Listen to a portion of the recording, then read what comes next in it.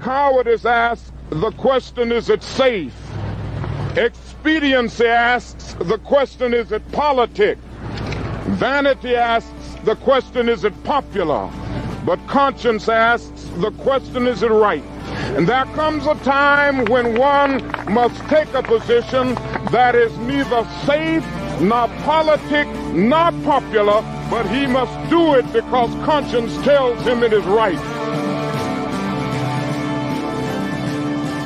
Every time our country stands in the path of danger, an instinct seems to summon her finest first, those who truly understand her. When freedom shivers in the cold shadow of true peril, it's always the patriots who first hear the call. When loss of liberty is looming, as it is now, the siren sounds first in the hearts of freedom's vanguard. Fighting for humanity and against globalism, one mind at a time. It's the Freedom Link with Joe Joseph. Well, good evening, everybody. Some of you I haven't seen in a very long time, and it's good to be back. I got some questions out there that I will get to answer. But one thing you'll probably notice is that Scotty is not here tonight. Well, Scotty's feeling a little bit under the weather, and due to that, I am flying solo. There may be a sighting, if you will, of Popeye too. He might pop on. Pop on. Yeah, I kid. No, it's going to be a pretty interesting broadcast tonight, primarily because there is a lot to be concerned with out there. I don't know if you noticed, but the world is quite unstable and crazy. Yeah, we'll just put it that way. So I'm going to go over tonight just how crazy it is. Sometimes it's easy to live in a bubble. Echo chambers are vast on social media, and you don't realize what other people in different cultures in different parts of the world are actually going through too. In America, things tend to be focused on, America, because we're America. That's how it works. So, questions. I saw in the chat room prior to the broadcast, where have you been? Well, I've been with KGRA for a little bit. And the website, is kgradb.com. You can go there and check it out. But working with them to kind of do this again, I kind of felt compelled to, quite frankly, because there is a lot to be concerned about. There's a lot to be concerned about across the spectrum of everything. There is things afoot. The problems we face are much more macro than we might think. So, yes, compelled to do so, but due to personal events, I took a hiatus because, man, when all is said and done, I have one hell of a story to tell. The short version, though, is all of you that do your very best to follow the truth, because the truth is the story. Because, frankly, the truth is in the eye of the beholder. Your truth is different than my truth. But there are some constants out there. And a lot of people, due to the internet, have been able to discover them for themselves. A lot of them becoming black sheep in their families. We all know that when you go down the slippery slopes, they tend to run contrary to what is considered societal norms, right? So we do that, and then all of a sudden, well, you know what? That guy there, he's a conspiracy theorist, you see. Yeah, well, yeah, things have gotten really crazy. So, family attacked my family and caused a myriad of problems that you hear around independent alternative media. Typically, those that stick their neck out, it tends to get, or so they try. So they try. And 3 years, my wife and I have been going toe to toe with the legal system. And we're on the downward slide now. So I have a little more time to be able to do this again and devote it to. And I'm going to be doing, this is an hour tonight, but on the 10th of September, so day before 9/11, I'm going to start doing this 2 hours every Saturday, me and Scotty Lopez. And it's going to be insightful. A lot of the stuff that you guys know, like this is great here. This is a great comment. Look at this. You red pilled me about a decade ago. Glad to see you back. Well, I am glad to be back. And let me tell you something. I can't thank everybody enough for the kindness that has been my way. So, with that said, the world's going to hell in a handbasket. And I feel necessary to highlight some of this stuff because we're not alone, folks. Everybody out there is suffering. You might remember me and my friend Kev Baker, who passed away. But we used to cover things, him being in the UK, me being here in the United States, and it was really easy to get that world kind of picture. And I'm just glad that I'm able to do this again. So I'm going to start out today with France. Now, France, of course, Europe, in the grips of inflation.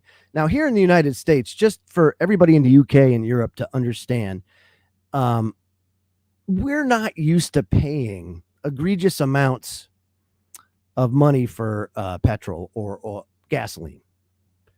And the shortages that have come out, a lot of it's been blamed on the pandemic. But unfortunately, that's not the whole story, right? But our world runs on oil. It does. It does a lot more than generating power. It does a lot more than putting it in the tank.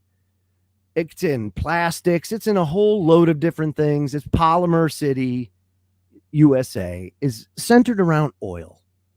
And for the world, for that matter. Then there's the rare earth element problem, which is another problem that has reared its ugly head. And we've seen it in the chip industry, but really it goes back even farther than that. Okay, so you got to have things to make the chips, right? Raw materials. Well, when China owns over 90% of the rare earth element mines, which was a very smart strategic thing to do, well, guess what? They control the game. And when they went zero COVID, that was part of the problem. But one of the main problems is it's toxic as hell to mine this stuff. And they figured it out when people started like, can't breathe. Have you ever seen Shanghai in the summer? Oh, man, it's terrible. Terrible smog. Unbelievable. Well, they don't like it anymore. They're like, oh, boy, well, this money was great, but we're not going to have a workforce if if we keep going down this road. So they've throttled back on their production using that zero COVID as a front, but it's really not. They're trying to clean the mess up. So everybody, it's a trickle down effect. Now those prices go up, supply and demand. Well, everything centers around oil and rare earth elements. And we are inducing shortages everywhere. They're man-made shortages. These can be avoided type of shortages, but they're not. And there's a reason for it. But we'll get into that later. So France rulers warn people will see the end of abundance. No way. Max Slavo, what a great guy. SHTFplan.com. French ruler Emmanuel Macron told the rulers over that they will experience the end of abundance and will have to make sacrifice. No shit, Sherlock. Really? Thank you very much. This has been a long time coming, folks. And by the way, also, you have to throw earth changes into this. That is critical to the conversation. So let's just remember that too. Earth changes affect everything. A lot of people call it climate change. You can call it what you want. The earth is changing. The cosmos is changing. All of the planets are changing. The sun is changing. Everything is changing. So these things are going to happen. And you should expect them to get worse. And they're telling you this because they know and have a pretty good idea of where this is going. But anyway, it says France has had multiple challenges lately. Of course, you know, you've had the trucker thing from a couple of years back, so they're still pretty raw about that. But anyway, it says the country and its citizens must be ready to make sacrifices to meet and overcome the challenges they're facing. Our system based on freedom, in which we have become used to living when we need to defend it sometimes, that can entail making sacrifices. What he's saying is, the good times are over. And I've been saying this for a long time. My generation, Generation X, from our generation forward, we had to start paying for the sins of the past, for the 3 generations before us that really lived high on the hog and generated an absolute assload of debt that now we're going to have to pay for. Now, here's the problem. Here's the problem, France. The problem is, what do you do when you have $30 trillion in debt and you got runaway inflation? That's not going to stop. This is the end. This is what happens when empires die. Mark my word, this is not going to be good. And they can sugarcoat it all they want. Now, they're going to have solutions, of course. One of them, the Great Reset. But you have to see how that plays out. Who the hell knows about that? But you're going to have at first shortages.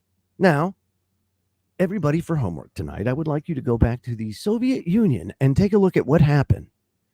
Take a look at what happened there. Yeah, Jay Watt in the chat room is absolutely right. In the hole. Gonski, flushed. By the way, that has nothing to do with unfunded liabilities of almost $200 trillion, but I digress. So what happens when you print? See, they thought this was the prevailing idea. The prevailing idea among economists, some, was that you can print until the cows come home. Why? Because everybody else is doing it. Wee-hoo! And so was the idea. But it didn't work. It didn't work. Because what happened was you put too many dollars into the money supply and you basically water it down. It's simple math, actually. And the Federal Reserve monetized $9 trillion from basically the time the pandemic started to, well, no, let's dial it back a bit, because they had money on their balance sheet from the collapse of 2008, Lehman Brothers. So what happened? What happened? $9 trillion they injected into the money supply at basically interest-free levels, maybe a little bit higher. Well, what do you think's going to happen? So here we are now, present day, and they have a problem. Inflation, of course, being an invisible tax, but they have to take the money out. So now they start taking the money out. Well, how do they do that? They have to let debt mature, not reissue it, because a lot of this stuff is in the form of bonds and mortgage-backed securities. And then they raise interest rates to stifle demand. Now, they're not going to stop for a long time. This is going to be catastrophic. Meanwhile, a lot of people went and bought homes sight unseen, competing against big multi-billion-dollar corporations that were just scooping everything up cash and now driven rents through the roof. And that's, of course, contributed to inflation. And that's not just a United States thing. That is also a global thing. It's crazy what's going on right now. You've got China, of course, that has all the ghost cities built. What the hell happened there? Why is that happening? Oh, maybe the Great Reset? Oh, yeah, that's right. That's right. So here we are, France. Oh, what about the European Union? This is interesting. Let me share this little tidbit with you. Of course, you know, I've known Michael Snyder for years, and he's always pretty doggone spot on about this stuff. European natural gas prices are 6 times higher than last year. 6 times. Imagine that. Imagine, if you will, United States, that your natural gas bill or your oil bill or whatever you heat your house with is 6 times higher this year than it was last year. That's going to piss people off. Well, I think it's going, you know, and then, don't get me wrong, but Europe is pretty good for protesting, and they're pretty ripe for it right now, considering what's going on. It says here, this is going to be a bitterly cold winter for a whole lot of people. In particular, things are likely to get really uncomfortable. Yeah, because they're already telling people, by the way, not take showers as often. Oh, people in Finland or Norway up there, you know. Oh, the saunas are the thing. In Norway, I think they have 4.5 million people and 3 million saunas. Let's just put that in perspective right now. So they're telling people, hey, you might want to not use the sauna every day. How about just once a week? That's a little, I mean, now these are things that are built into the culture there. You know what I mean? And it's just getting out of control. I mean, people's lives are being totally affected. So it says here, thanks to the war in Ukraine and a number of other factors, the price of natural gas in Europe is now approximately 6 times higher than it was last year. And it says that natural gas prices are taking a breather amid further signs that soaring energy costs are crippling economic output. It's crazy. Needless to say, there's a lot of people pissed off. Look at this. British grassroots group, Don't Pay UK. That's a huge thing right now. Almost akin to the Debt Collective here in the United States. It was one of the lobbying groups that, agree with it or not, the education system's broken. And they were one of the influential groups. And mind you, there's nobody in that organization, I looked into them, that is affluent, if you will. And they basically took can't really call him I mean, he's just old, an old president. And they basically strong-armed him into forgiving some debt. But you could do that all day long. The problem is these universities are ripping people off, and it's gotten out of control. So you got that, but Don't Pay UK, same thing. So they are calling for people to boycott energy bills from October 1st, while the trade union-backed Enough is Enough campaign kicked off a series of rallies and actions in mid-August, calling for price raises, rent caps, and all sorts of other things to stem the bleeding. Stem the bleeding. And this is the problem.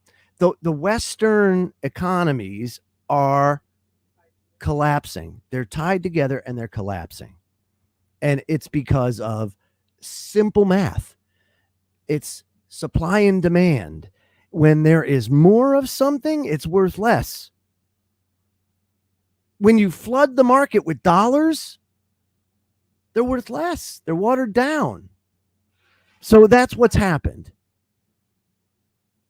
And now normally you'd be able to weather the storm like they did in the 80s with some social programs and things like that. If you wanted to go down the standard path, you could do that because your debt to income, your debt to GDP was you could handle it.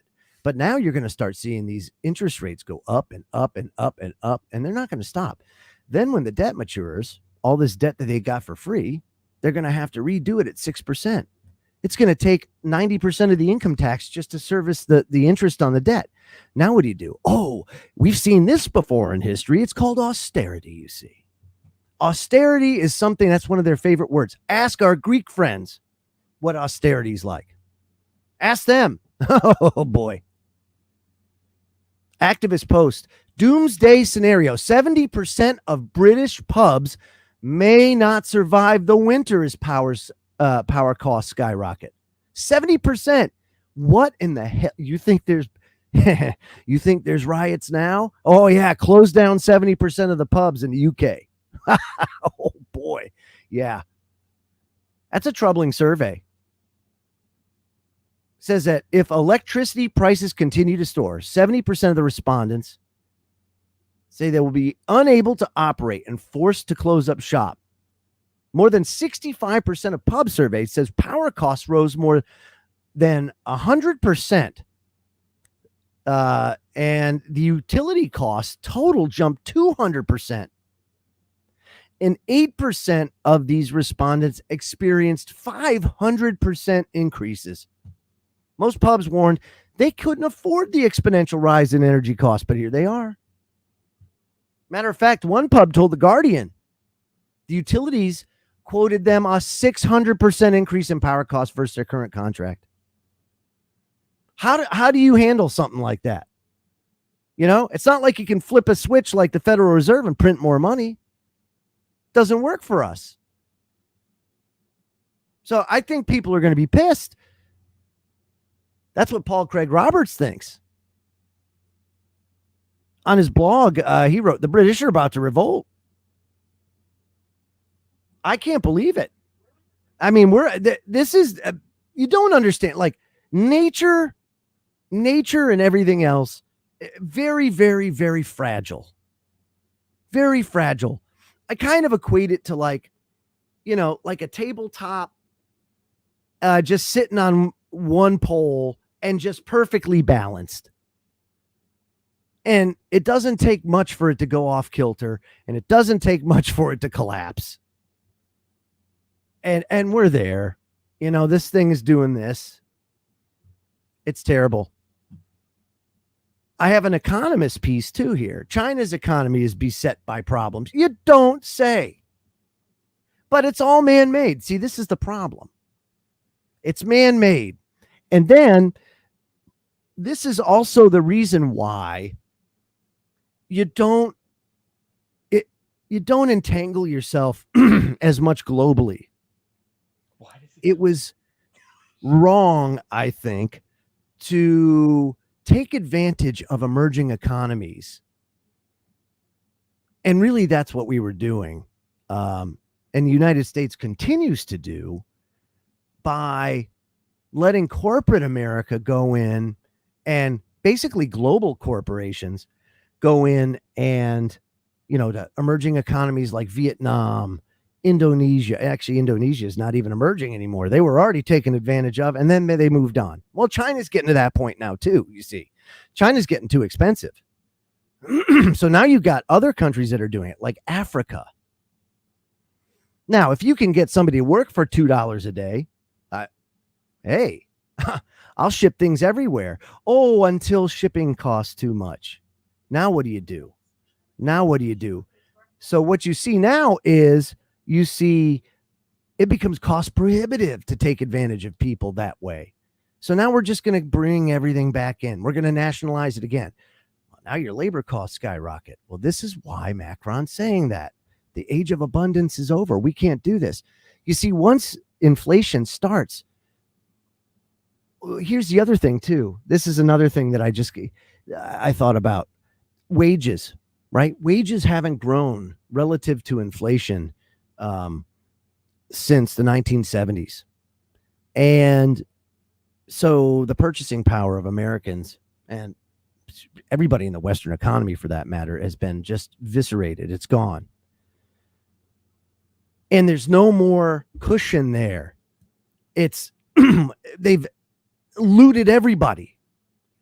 And there's no more room for them to extract from the labor market. They already don't pay people enough. But they're saying, well, we have to suppress wages because if we don't, then you're going to have to give everybody a raise. Well, then they're going to pass it on to the parts or the goods or the services. And then it's a cyclical thing and it just goes down the tubes. It's very hard to stop once it starts.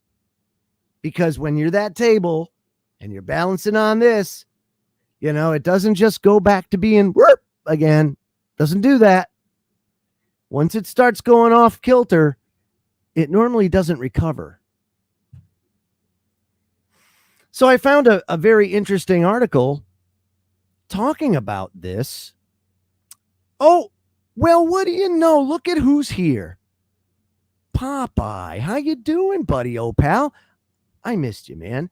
By the way, and folks out there, of course, Popeye is my old bud, an OG, and we, just so you know, Popeye, it's the first time in 5 years I'm broadcasting on the Sheeple channel. So it's, so they're all like coming out of the woodwork, and I'm seeing a lot of faces and names I haven't seen in a long time. Well, I'll try to be on my best YouTube behavior for you then, Joe.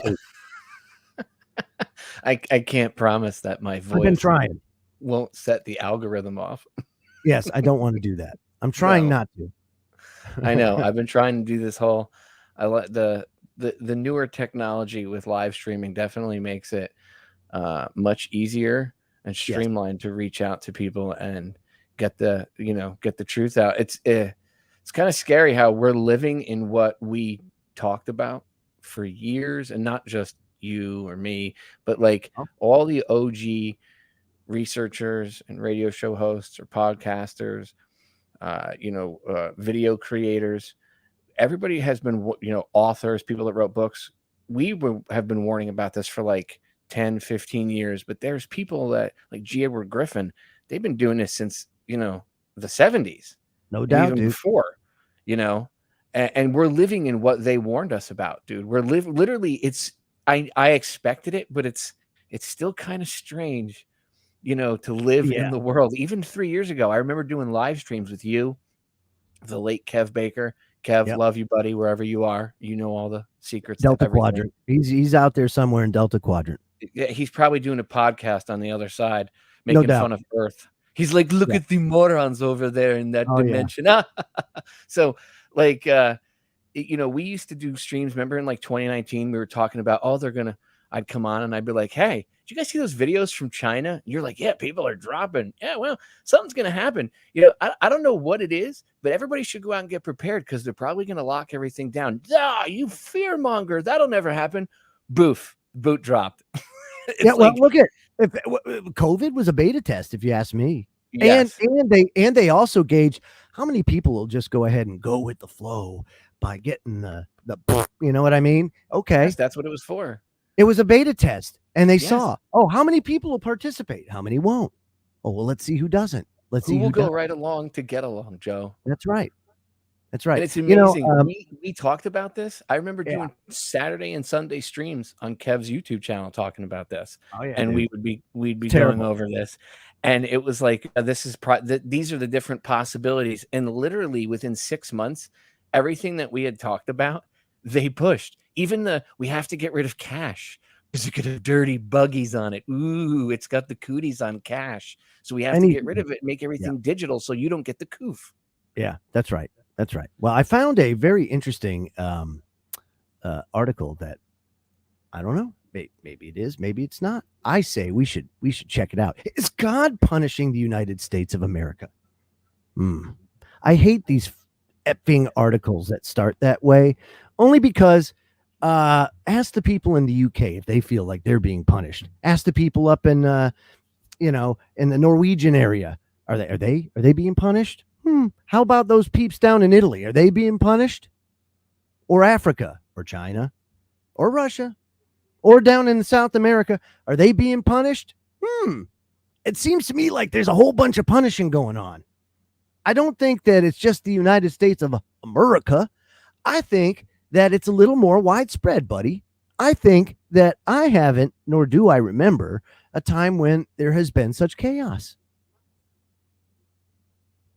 Do you? Well, dude, the world is like crazy. And I don't even know. Like, I know what they're doing. It's amazing how much gas they're willing to pour on the fire. It's ordo ab chaos. It's literally their motto. Order. But it was global. I mean, it used to be regional, if you will. Like, they want not if you're going to have a new world order, bro. It's not a new America order or a new Mexico order. It's not a new Canada order. It's a new world order. So they have to stir the pot and go from continent to continent, country to country, and get everybody fighting and angry and pissed off. And then as they're doing it, they're erasing the base of everything. Yes, they are. There's a base set of, let's not say rules, but picture driving a car. This is how I used to try to get people to picture this back in the day on DTRH. Picture you're driving a car, right? Now, your basics for driving the car are you have the road. You don't even need, I mean, the traffic lights are kind of a necessity, but let's say you have traffic lights, stop signs, and the lines on the road, right? And the curbs. That gives you a general idea of where you have to keep your vehicle while you're driving, whatever direction you're going, whatever lane you're traveling in. And it gives you an idea of when you have to stop or, turn, anything like that. Well, imagine that as you're driving, now picture the country as the car and society as the people in the car. Okay. And as we're driving along, right. And now you don't even have to picture the car as a country. The car is the entire world now. And as we're driving along the road, they're eroding. Suddenly the center line starts to disappear. And you're like, hey, where'd the center line go? Oh, what's cool. I got the curbs on either side. So in my brain, I can guesstimate about where I got to keep the car. And then all of a sudden, and you have landmarks, like there's trees and stuff and maybe some buildings, which you use to direct yourself. Oh, I got to go this direction because, there's the big old oak tree, or there's Johnson's food store. Well, suddenly Johnson's food store disappears. Then the oak tree disappears. Then all of a sudden the stop sign and the street light disappear. Now the only thing left, you don't know like what's coming up. You don't know if someone's going to come ripping across the intersection because you can't tell what's coming. They don't know what's coming. There's no stop sign there. There's no signal for people to slow down and take a look to remind people, because maybe their brain goes into autopilot. That happens when you're driving. So the only thing left now are the curbs. Well, you can at least still see where you're going, kind of figure out where the car is. Then the curbs disappear. Now there's nothing but a little piece of road and just white. Pictures nothing else around you but white. The absence of everything. There's nothing there. Okay. There's just absolutely, or black, but picture it better, just black. There's nothing but the road and all blackness around you and everywhere else. I like where you went there. That was very woke editing. Just so we're all clear. Yes. Well, I wanted to make sure I didn't, I wasn't all inclusive. Yes, so, very inclusive. We have to be inclusive. Right. I don't want to be color phobic from Thank the you very color much. Because that would be silly. I appreciate that. So imagine you're driving on this road and it's just darkness and nothing else around you. And then the road disappears. And now there's no roadway. Now you don't know what's up, what's down, what's left, what's right. You don't have a bearing for anything. All you know is you feel the momentum hurtling forward, but you're not even really sure what forward is. Forward could be down, left, right, up. You don't know. And that's what they're doing with the planet, because even though we can't see in the dark, they can. That's right. What the whole illuminated, we're the Illuminati and we're so cool, we're elites. That's what that is. That's what they have. That's a little more knowledge than the rest. This is all induced, right? This is all this is all avoidable. We'll put it that way. Yes, dude.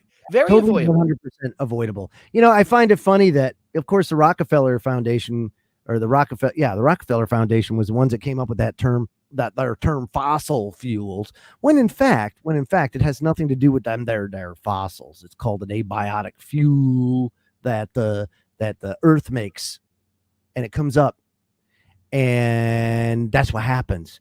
But they'll tell you that there's a shortage. There's no shortage. There is not shortages, but even so, take it another step further, right? There is technology that's existed for a very long time.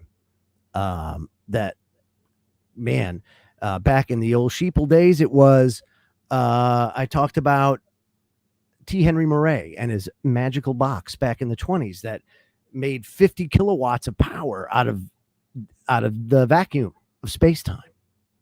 This was in the 20s, you know. Then you had Antoine Priori and his fabulous machine that the Academy of Science in France dumped a lot of money and had a lot of faith in, was curing cancer, all using electromagnetism. And we obviously have to arrest that guy because he's obviously a that's what happened. That's what happened. Once it got to a certain point, there's no money in cures. No. Well, he's obviously an effing terrorist, Joe. I mean, that's what I'm saying. He was, because, you know, God forbid we advance humanity in some sort of way. So now we're here, right? Now we have this. They want to get everybody to go to electric. Okay, that's great. That's wonderful. But why are they going about it this way? If they go about it the current way, right, what's going to end up happening is there's not going to be enough grid capacity because they still use this archaic stuff to say, because there's no batteries, no battery backup. So when it gets dark at night and your solar panels don't generate power and your wind ain't blowing and your hydropower, we had to shut that off. We couldn't shut it off. It got down shut off because we ran out of water. Damn. So people are going to go to work, you know, working 9 to 5. And then the next thing you know, they're going to say, God damn, I got to freaking wash my clothes. Yeah, you can't do that. First of all, who do you think you are that you want to wash your clothes? What do you think? You're a noble? Yeah, you can't. Are you noble? Go to the river. Go down to the river and do it with your washboard. You want to use electricity? What's that? I mean, electricity, right? God forbid. God forbid you want to use something to power your washing machine to wash the clothes for you. Right. So I'm sorry, I didn't want to live in the 1800s. Okay, so with that said, I want everybody to know that some of the focus over the next few months is going to be on subsistence living and how you can offset a lot of this stuff that's going on and become quasi-independent. Does it take a change in lifestyle? Well, first of all, you're going to learn just how expensive it can be to maintain the level of convenience, because of course we're all wrapped up in that culture of convenience now. But if you do know how to change that lifestyle and live a more simple life, then it ends up actually freeing you of a lot of the pressures that you put on yourself that you don't even realize you put on yourself, but it's an effing programming thing that starts from the day you're born, that you will conform. You will be institutionalized. You will learn prison culture in our schools. That's right. You remember on that presentation, the history of the New World Order I did, is all from these people throughout time, in their own words, telling you that that's the plan and has been the plan for quite some time, quite frankly. So these things aren't going to get any better. And you don't believe it when they tell you that. And holy crap, I can't believe that this day has got here, Poopy, because it is absolutely nutty, crazy. I always say, I remember when Bush ran he was going out of office and Obama was coming in. I said, damn, man, I can't believe it can't get any worse than Bush. This guy's a freaking asshat. And then Obama came and it was terrible. And by the way, there was some times when Ron Paul actually was getting some momentum. We were like, holy crap, crap, he's actually going to do it. No. Right. And then they did the 2008 purge of YouTube. That was when the first YouTube purge happened, by the way. A lot of people don't know this, but there was the YouTubers that are now, the live streamers that you see now are not the progenitors of this whole thing. YouTube Truth or whatever started a long time ago in like the early 2000s. And by 2008, We Are Change, groups like We Are Change, channels like Change the Channel was one of the original guys. Old Ken Webb, he's one of the original guys. Enough Respect, remember him? I've played his Kennedy video that he did. I played that thing ad nauseum. I mean, this was stuff that was coming out in like 2005, 2006, which was like groundbreaking back then for a lot of this stuff. And it would get hundreds of thousands of views on YouTube. The censorship that happens now wasn't going on. It started to creep in, and they were using the copyright crap. And then all of a sudden, Ron Paul became really popular, and YouTube was where there was a lot of Ron Paul videos. Oh, the Ron Paul revolution. It was all YouTube. Her name was. She made that song about Ron Paul. Oh, yeah. And it was like this hit song about Ron Paul and freedom and who Ron Paul was. And people were like, who is this little old man? And he was like, hey, we should audit the Federal Reserve. Ding, ding, ding, ding, ding, ding, ding, ding, ding. Oh, yeah. Immediately, all of a sudden, anything Ron Paul related got booted off of YouTube. Right at the time, he was close to, he won enough votes at the RNC convention to get the Republican nomination to run against Obama. But they knew this is how you know it's rigged. Okay. Yep. Because the powers that be behind the scenes knew that if you put a man like Ron Paul up against Obama, who was going to be running for his second term, he would lose because Ron Paul could out debate him. It didn't matter that Obama is a great speaker. He has to read from a teleprompter. And if he was in a head-to-head debate with someone as intelligent as Ron Paul, he would have lost. So instead, they rigged it so that Mitt Romney would get the nomination because just like he's a better actor. John McCain and Sarah Palin up against him. Are you kidding me? Like, of course they set it up to lose. If that didn't show that the system was rigged, I don't know what did. I mean, that was just terrible. It's a game. It was terrible, right? So you have that progression. Well, then Trump comes along, and I said, well, what's the distraction? Because this guy, it's not the full story. You never get the full story with Uncle Trump, but it's at least he didn't make it worse. That I can say. He didn't make it worse. So bravo for him. But now he's old. It's 78 years old. I go, oh, wow. You can't have my governor. Look at Grandpa Biden, right? No, I know that. I get it. You can't have DeSantis. I don't want to give him up. What? I'll be quite honest with you. I don't give a crap who does it because it doesn't matter because it's rigged. Right. No, because it's all selected. It's all crap. Yeah. It's all garbage. I think so. Remember, we were live streaming the night of the election. Yep. And we couldn't believe, we were even surprised that they actually let him win. And I thought about that. I was like, why? Everyone's like, my God, look, we did it. And it's like, no, this is too easy. Something doesn't smell right. Like, you could say I'm jaded, but having studied this for so long, it just smells funny. I think the plan was to get him in the whole time because they knew what they were going to do to him already. They knew how they they neutered him as soon as he got in. Yeah. Right. He was surrounded by neocons, and then they distracted his presidency with a lot of the, they knew how to control him, his ego. So they'd attack him via his ego, and then they'd have him chasing that and not paying attention or getting other things done. And there was obviously, like what Kennedy faced, there was going to be bureaucratic pushback on the inside. But I think that I think Hillary Clinton was so devastated because, honestly, I think they told her that she was going to win, but they needed her to really how buy into it. Like 9/11, they really killed people in order to pull off the whole false flag. They had to kill people. So she had to be that sacrifice. They needed to her to have that visceral emotional reaction in order to actually believe she was going to win. That's why she wasn't really trying. It didn't make any sense. She really wasn't trying on the campaign trail. So it's like, okay, she obviously knows, she thinks she's going to win. She's been told she's going to win. They wanted Trump to win because look what happened, bro. As soon as Trump won, all the bro vets, all the guys that are like, oh, I love America, America first, blah, blah. All of a sudden it was like, boom, you know, no more caring about martial law, no more caring about anything like that. No more caring that the cops were running around dressed in fatigues and that they had, you know, the 1033 program. None of that. Come on. All that went away.